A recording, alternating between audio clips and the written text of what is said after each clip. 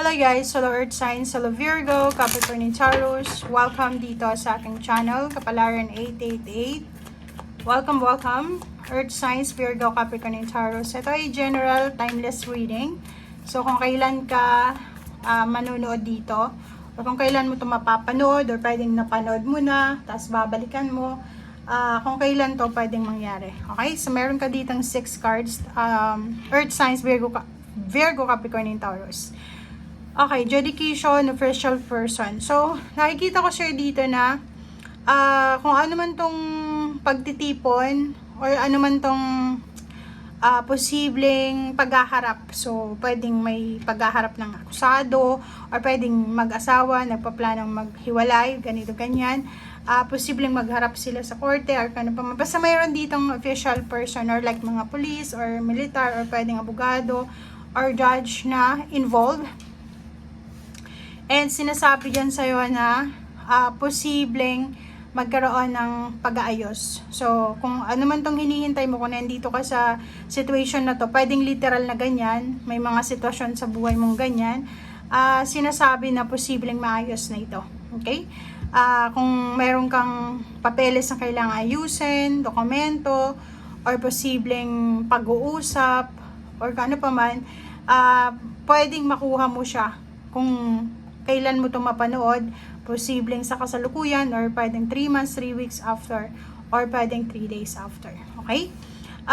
Earth signs, kung naghihintay ka naman ng relationship, single ka, babae or lalaki, ang possible ditong relationship na parating sa'yo is pwedeng ibang lahi, or pwedeng nasa ibang bansa siya, pero Pinoy din siya, and kaso lang medyo may edad na siya. Okay?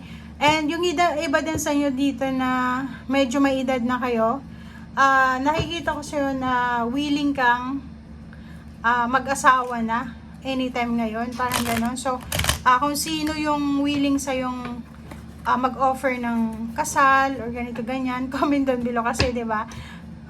Kasi yun yung pinapakita dito parang isang babae or isang lalaki na medyo may edad na siya, sawang-sawa na siya sa pagiging single niya, and then ngayon naghahangad siya ng sana kahit sino yung manligaw sa kanya, wala siyang criteria, wala siyang hahanapin na requirements man, itsura man, or financial, basta gusto niya lang may kasama sa habang buhay, or may kasama siya sa araw-araw. Parang ganun yung energy. Kasi kung makikita mo, nandito siya sa sitwasyon na yan, na sawang-sawa na siyang mag-isa. Okay? Okay. So, dito naman, sinasabi ng barahan na if ever naghihintay ka ng pagkakataon, nakikita ko sa'yo dito, mayroon kang iniisip, choices, may decision making kang gustong gawin, pwedeng dalawa, and sinasabi dito na ang rason ng decision na to, or ang rason kung bakit ka nagugulahan sa decision na to is dahil dito. Okay? Sa lump sum of money or pera. Kailangan mong makagawa ng decision na talagang pasok ito, 'di ba? Kasi sa ngayon parang nakikita natin na yun yung kailangan mo Kailangan mo ito.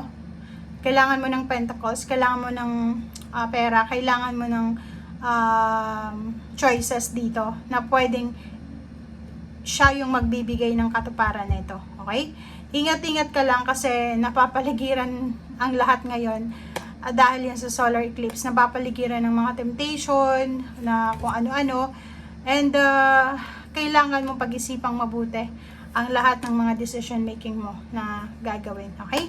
And nakikita mo dito, may okasyon, pwedeng may isi-celebrate na okasyon, involved ka, pwede may kakasal, wedding anniversaries, may LD or long distance relationship na magkikita, may mga anniversaries, birthdays, or kanumang klase dito ang pagtitipon ng pamilya.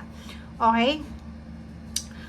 Nakikita ko rin sa'yo dito na isa sa dahilan kung bakit gusto mong, di ba dito, choices kasi to, hindi mo masyadong alam kung ano yung direction na pupuntahan mo. Hawak mo yung isa, pero mayroon kang isang gustong subukan.